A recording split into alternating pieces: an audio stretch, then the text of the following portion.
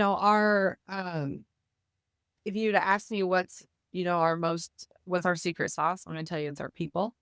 It's our interactions with our financial professionals like you, Chris. And so it's really, and can no one got into this business to do paperwork or to like do data entry. And so it's really, we wanted to take a sliver. We knew we needed to start small. So it was taking that sliver of someplace where we're doing a lot of manual work of moving, data and or paper, reading that, and how can we take that out of the mix and not just do it faster, but free our people up. What if AI didn't replace financial professionals, but made them more human? One firm didn't just imagine it, they built it. And the kicker, they didn't lay off a single employee. I'm joined by Valarie Vest, Chief Experience Officer at Cambridge, and Sean Van Moorleghem. Am I saying that correctly, Boy, Sean? I should have you asked did a good job. Yeah, it's Van Moorleghem. Good. Say it real fast. Van Moorleghem, you're good. Perfect. Okay. And you're the firm's Chief Technology Officer. Together, they have led one of the boldest AI integrations that we've seen in financial services, reducing a 20-minute account opening process down to just a second. But here's what makes this story different. They did it without changing their workflows, and they did it without compromising quality. And most importantly, they did it without eliminating a single job. Sean, Valarie, thank you so much for being on the show today. Thanks for having us. Yeah, great to be here, Chris. Absolutely. I don't usually have to do this. I'm going to put a disclaimer. Cambridge is my broker dealer. So I don't normally say that on a show, but I've got that skin in the game here. So I'm super excited to see Cambridge kind of leading the way with this as we're all going down that AI rabbit hole, to see Cambridge roll this out and just excited for that. So let's go right into it here. So Val, we put together an article after this, new integration or platform, or what, I don't even know what to call it, the account opening, right? Once that rolled out, we did an article where we interviewed you guys about it. And one of the things that you described was the origin of this project, not as an aha moment, but a what if moment. Can you take us back to that AI strategy session? What shifted for you in that? Yeah, well, I will tell you a little secret. I think it was Sean's first week, maybe day. It was my first day. Yeah. He comes in, we're sitting around, we're having a meeting. We were assembled specifically talking about AI. We had been working with different providers, and we wanted to bring them together to share with each other and really collaborate. And they were all open to doing so. And so we just started talking, and, the technology is changing so fast. And so someone in the room started talking about agentic AI. And it was just this like almost like asking, like, could we use it here? You know what I mean? And he was like, yeah, well, you could do that. I'm like, well, what if it was like this? It was kind of like having to wrap my brain around it, So it was pretty exciting. And then you started thinking about like you went from what if maybe then to aha, like, oh, well, what if we could use it here? Well, what if we could use it here? And then that excitement, and then having to bring it back down. Okay, we got to get started. But it was definitely exciting. And to think about, when we had met probably 6 months before that, this wasn't a possibility. And so it was just being open to how fast things are changing and to trying things out and being like, what if this could work? I love that. Sean, talk about baptism by fire. This was day one. This was day one. Yeah, I didn't recognize, funny enough, sitting in the room, literally my first day, and I didn't recognize or pick up on that it was kind of day one also of the program, right? And that we were that new at it. So I was excited about it. It felt, man, we were gonna go after it, right? There was some good, healthy pressure, right? Our business is growing. We were worried about and concerned about how we were going to handle workload over the summer months with kind of our expected growth. And so it was kind of like, hey, we've either going to have to look at, hiring temporary workforce or some other mechanism, or we're going to have to look at, some more let's call it futuristic type solutions and think bigger. And so, yeah, it was great to be in the throes of it, and for it to be like, yeah, we're not just going to talk about it and theorize on it. We're going for it. So I love it. I've talked to many different companies at different stages, and some of them are still sitting around in groups trying to figure out, well, how does this work in the company? Where does it fit? Where does it land? The fact that you've rolled something out that's working we're ahead of the game there with that. I love that. Why was it important for Cambridge to start with a problem that didn't require a human touch? What did that decision unlock in terms of team trust and adoption? Yeah, I guess I'll start there. If you'd ask me what's our secret sauce, I'm going to tell you it's our people.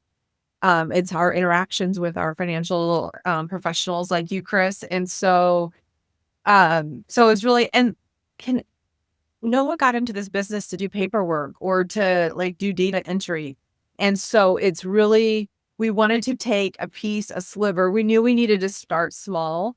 So it was taking that sliver of someplace where we're doing a lot of manual work of moving, data and or paper, reading that, and how can we take that out of the mix and not just do it faster, but free our people up. As Sean was saying, I mean, it's a great problem to have this growth coming at us, but we also want to continue to do a really great job for all of our current financial professionals. And so this was a solution that I think allowed us to continue both of that, to grow and to really innovate.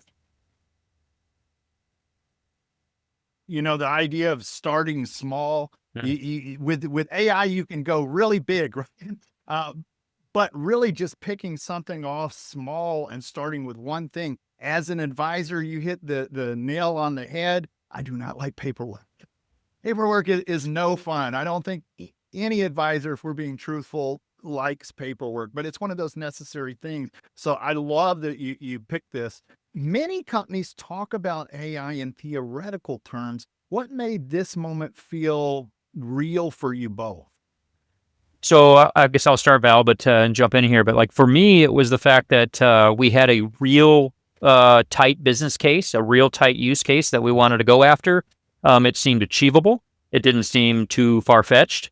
It felt like we could get buy-off, not necessarily from the executives in the groups that we sit with, but the frontline associates would actually be relieved to have some of this work off of their desks or off of their plate or off of their nights and weekends in a lot of cases, right? If there is a kind of a surge in volume and throughput. So all I guess everybody was nodding, and everyone was agreeing. And that's really powerful, especially as you're trying to break down barriers, right, of something that might be seen as threatening. If everyone's like, yes, please help me with this, it just makes it that much easier. I think this wasn't our beginning with AI. So, with a lot of our financial professionals, we have embraced, note-taking and, the co-pilots, the chat GPTs for, the day-to-day efficiencies and done that work. We've also started to work on creating, our own AI assistant that, is knowledgeable on processes and procedures and compliance manuals and all those things that we call Indy for independence. And so we had started that work already. Like I said, when we first met, we were meeting with these different AI providers and partners and sharing best practices. So I think the other thing was this wasn't new for our associates. It wasn't new for our financial professional. And it was just, kind of that next step that we could take. And it was exciting to think about being on that front edge. I know when new ideas roll out, there's that resistance with a capital R, right? And getting buy-in really from people above us and from advisors, right? But we're in one of those industries where you've got all of these advisors, they're entrepreneurs, it's open architecture. So whether we wanted to have this discussion or not, they're going to run all of this stuff up the flagpole. The fact that Cambridge is there to catch it, to vet it. This isn't your first road. Oh, you guys are working on Indy, the AI assistant there. I love that. I think this is a great way to come at it. Now, pivoting a little bit, Sean, you in the article, you mentioned that agentic AI scaled horizontally and didn't require workflow changes. That's rare. How did you approach implementation without breaking what already worked? Yeah, it was, I mean, when you talk about the speed of implementation, that was some of the benefit that we got when we talk about not kind of re-engineering your business process, whether it's good or it's on the other end of the scale, which, maybe it's not a great or very efficient business process. You take it as it is instead of going through that re-engineering process. So we used existing platforms. We did have to build a few new integration points, but it's the same platforms that our employees use, right? And on a day-to-day basis. And so it wasn't anything new from that construct. We knew how that process worked. It was ingrained. It's been tried and true. And then the agentic AI provides that scale that you mentioned over the top of it. So the ability to spin up new workers or new bandwidth, I guess you might say. So things like cloud technologies, that's a game changer. We can throttle the technology resources that we're putting to the process based off the demand that we're seeing from the workflow, right? So, in periods of higher workflow, we spin up new tenants and allows us to have more digital workers. On the flip side, when it's lower, we can spin that down, and so that's really a big cost savings and a nice feature of some of these newer technologies that are coming out. I love that. Val, thoughts? Yeah, on I was that? just say, one of the benefits, at first, I'm going to be honest, I was a little hesitant because I'm like, I'm sure this process isn't great. And we probably should change it. But now looking, I'm glad, one, it helped us get to market faster because we just embraced that. But then it also allowed us, so I call it a digital associate. And it allowed our human associates to better supervise the digital associates. So the process of training the digital associate, the process of managing, the quality, all those types of things really is no different for that digital associate than it is for our human associates. And because the processes were the same, it was very clear. It wasn't confusing. For the team, I always tell the person that's, the supervisor of these digital associates, I think you're like the first person at Cambridge to have, digital associates. It's kind of exciting. But she's doing QA the same way she would with a brand new human associate. Yep. I love that. Yeah, QA is important. Redeploying some of these, the human beings to manage these. I'm thinking of an org chart that has the agents under it instead of employees, but you're freeing up bandwidth for the human beings to go back and then QA and make sure that our processes are good and everything. So that's awesome. I love this. You talked about, speed of implementation, being able to get something out there. Things are always have to be adjusted, but getting something out that building off of scaffolding that already existed. So not necessarily reinventing the wheel, but repositioning stuff. I love that. I love that. Now, when you talk about agents learning the human workflow, this is something that you wrote about in the article. What does that actually look like in practice? You want to take it, Val? Well, I mean, kind of hit on it in that last one in regards to training them, just like, yeah, training them the same steps. So we were able to use the same training, materials, the same training processes. And these are the steps that humans take. These are the steps that we need the digital associate to take. And then it was checking that work on the back end. So, Yeah. and it's the same cues. When there's times when, just like with a human associate, they're going to push that out and not be able to complete it because there's, an NIGO not in good order. The same thing happens both human and digital, and we can leverage the same processes for both. So obviously if the digital associate kicks something out, we have a human come back and finish it up. But it made it a lot easier at all levels for us to really be able to move quickly, because it was something that the teams know it better than, Sean and I did, because they're every single day. Yeah, they're living it. They're in the trenches. They're living it. It's been consistent for a long time. We didn't change their world. We just kind of added capacity in a sense to it. And so to Val's point, those supervisors, are getting the exceptions that they do with a human, just a digital that's leading to that exception, and when there are exceptions, and quality checking like they would a human associate or a full-time employee. So yeah, it's exciting it's kind of exciting to see. I mean, they've named these associates or these digital associates, right, Val? Yeah. So yeah, they become part of the family. We got needs for them. But we're still, I would say we're still learning, because, we're still iterating.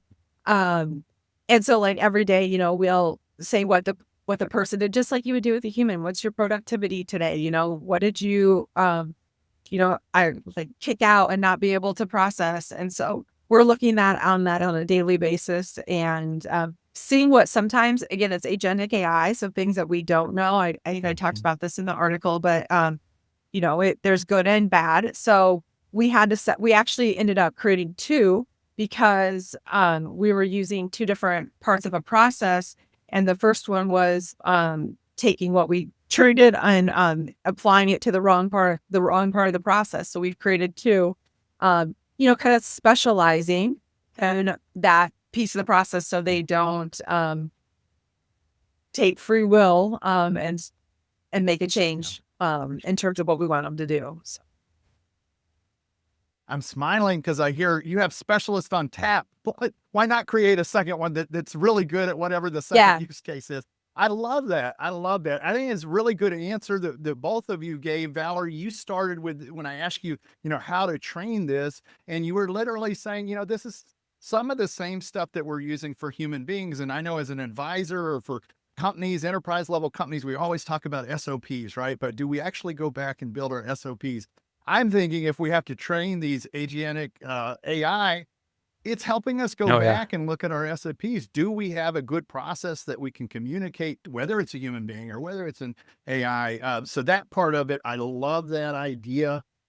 Going back and checking for quality. When we're in the world of NIGOs, there's always going to be exceptions, right? There's always going to be stuff that bubbles up, but then having human beings go back in, just like we were doing before, but going back and only really looking at the exceptions. If there's stuff that's going by with no issues and it's able to be done this way, that's fantastic. The NIGOs. Yep. So my favorite story on this is we come in one day, we get the report, it processed X many, and it spit out. Normally it was spitting out between 30 and 50, and it was like hundreds.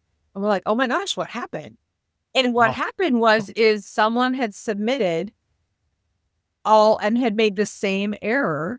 And so instead of having, 20 different human associates call out to that financial professional and say, hey, this is missing, this is missing, this is missing, because it was the same thing missing. We made one proactive phone call out to that financial professional and said, hey, this block of business that you just submitted to us was missing this thing. They were able to correct it and get it right through. And it was such a better experience that had it gone, individually based on how long it would take versus the digital associate, did it in seconds and found all 200 of those errors right away. Pumped them into one thing, made one call versus 20 different associates making 20 different calls. So let me ask you this, from the more technically curious, can you walk us through what kind of infrastructure or cloud architecture makes this flexibility possible? Yeah, I can take that one. So, Chris, there's the secret sauce is really some of that Cambridge process. From a technology standpoint, it's a pretty commodity stack, right? So you're talking about, we're talking about like Microsoft Azure. We're talking about publicly available large language models or LLMs like Sonnet and those. Python coding languages. We're running over cloud technologies, like you mentioned, distributed cloud data platforms like Snowflake and things like that. So, Cambridge is not getting into the business of building their own in these senses. We're applying what's out there and readily available, utilizing kind of best of breed with each of those at each layer, right? The data layer, kind of like our interface layer, and then our customer facing layer. So yeah, that's kind of what's in the mix there. And some of those technologies were new or newer but they're newer in general, but they're newer to Cambridge as we got into it, in the spring and summer months. But it's now it's just including those and building those into our tech stack and ensuring that we have the skills to continue development and support of the solution. I love it. And it's a moving target, as we It know, is. but I love that. It's a big. I can see a big picture here. Let's talk about really reframing AI as an enabler of human service. Some worry that AI will replace human jobs, but you've added roles, not eliminated them. What advice would you give to other leaders who's worried about team disruption? Yeah, I would, I mean, I think, Sean, we both have new roles, so it's for associates to think about my work might be different. So that is, I mean, Mhm. the truth of that. But, we are looking at, different roles. We need people who can consult on AI and understand and, help do help our financial professionals. How do you implement it into your tech stack? The things that we make available. How do we help our associates figure out how to best leverage it? And so, or like the associate that we have that's, leading these digital associates, it changes up their day a little bit. And so Mhm. those that are embracing it are seeing it as a lot of it's kind of fun, it's invigorating, the newness of it, and to be on the cutting edge of it. And I think because we are creating new roles, because, as we have open roles, we're looking for people that have, AI background. I think one, they're able to get that skill set here at Cambridge. And then two, by, as we fill and maybe bring people in from the outside, it just helps them grow and develop as well. Yeah, there's no doubt that there's no doubt that this is a disruptive technology. It is just in its it's just in its capabilities. But to Val's point, you got to look at it as a positive. It's allowing people to do new work, whether it's on the agentic side or Val mentioned that the generative AI that we're doing. It's led to a lot of different work being prioritized and that sort of thing. So we're seeing where people are getting involved with feeding the information into these engines and ensuring that the quality is there and stuff like that. So I would say it definitely changes jobs. I personally think it enhances some jobs on the technology side. It's fun to be a part of these things and be involved with the newer tech and that sort of thing. So yeah, it's disruptive in a positive way. It's also having those. I mean, we've had, conversations, communication, I think, is key. And it's not that everyone, I mean, I have had a couple people ask, oh, well, what does this mean for me? If my job is doing new account open, what does that mean for me? And so that becomes I'll say it's a personalized conversation. Well, with what does that person enjoy doing? Like, what about their role do they love doing? Because there's parts of this that we're going to need more people to be in that human connection. And there's also still a lot of, we have to manage digital associates now and track that. And so the work, like I said, it's different. But we still, I think when we have those individual personalized conversations with our associates to find out, what really lights their fire, where do they like to be, we can get them in the right spot. And the good news is plenty of work right now to go around.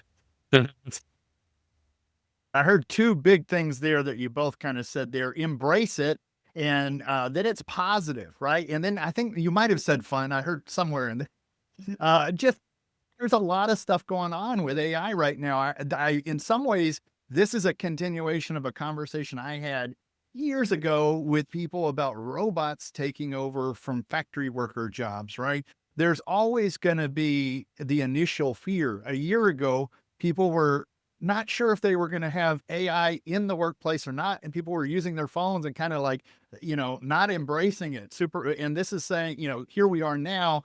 If I say the G word, my phone will turn on, right? It's embedded there's no way to not be a part of this. And then the idea, Val, you talked about whether people going back and re-looking at roles that exist and that sort of thing. So retooling, being able to adjust to keep up with the technology. I love that direction. How has this changed the way your teams prioritize their work or spend their time? I mean, I think because it's been a sliver, it hasn't rippled out to everyone. But I think it certainly has allowed and freed up that space to train people up in different parts. One thing I will say is because we did a small piece of the overarching flow is it creates a backlog on the front and back end of that. We didn't start at the beginning. We kind of started in the middle. And so we've cross-trained people up to help out with those parts before and after. And so it's really helps develop people and grow their skill sets, which has been fun to see, whether that's specific to AI or just other parts of the process. And then I also see where it is, we have a number of people who are helping our associates and helping our financial professionals with AI in general. And so they're the people that are on the front end. They're excited about digging into it and, helping lead the way when it comes to prompting and use cases and all those important things. Yeah, those are the folks, Chris, that are out there, really prophesizing, to get in and jump in and how to jump in, right? Getting that first initial step. You mentioned how we spend their time differently, prioritizing their work and spending their time differently, maybe less in their email or being prompted on where to spend their time and to get the most value out of it. With all the stuff that's coming in, whether that's our inbox or our chats or in the news, even, news feeds and keeping up with the industry, figuring out how to funnel that to be more effective and valuable. This is a fast half hour. We've got about 4 minutes left. So, we could just keep talking for all day with this. And Val, one of the things you mentioned was cross-training. There's another thing as an organizational leader. We always talk about cross-training, but are we really doing it? So this gives us an opportunity to go back and cross-train when we have key players that are, taking time off. Then the person actually knows that position because they've had to go in and it's all through self-development and it's being pushed by AI. So it's positive change. All right, I've got just a few more minutes here. So Val, one of the things you talked about in the article was this metaphor where you compared AI to fire, both beautiful and dangerous. It really stuck with readers. What lessons do you think financial firms need to take seriously now before scaling AI further? I do think it is good governance and tracking, especially on this agentic side of, what agents have we built? Who is their human supervisor? And tracking that, understanding that. I was just actually having a conversation with our HR leaders today of how we're going to start to manage that and think about them as actual associates and make sure, I kind of joke around that, we don't lose track and they all gang up against us something and we don't realize it. But then as we also do change processes and things down the road, it's going to be important to understand where we have built in agentic AI and make sure that, just as like you have to train a human associate when the process changes, we're going to need to understand where we have digital associates so that we can retrain and reskill them when technology changes or processes change. I love that. Sean, I've got a question for you. Before I ask you that, I was just going to pivot off of something that Val just said, that the human supervisor, we're still not off the hook, right? Yeah, we're not off the hook. If we are responsible for the work of whoever we are managing. So I love that. But Sean, as we get close to the end of the show here, where shouldn't AI go, at least not yet, in the advisor-client experience? Yeah, I that's a good question. And from the standpoint, like even personally, right, when you talk about like my relationship with my advisor, sure, I would love it if he in this case has tools and capabilities at his fingertips to do deeper insights, that sort of thing. But I still want my advisor to overlay all their professional experience on my situation. Their opinion matters, their experience matters.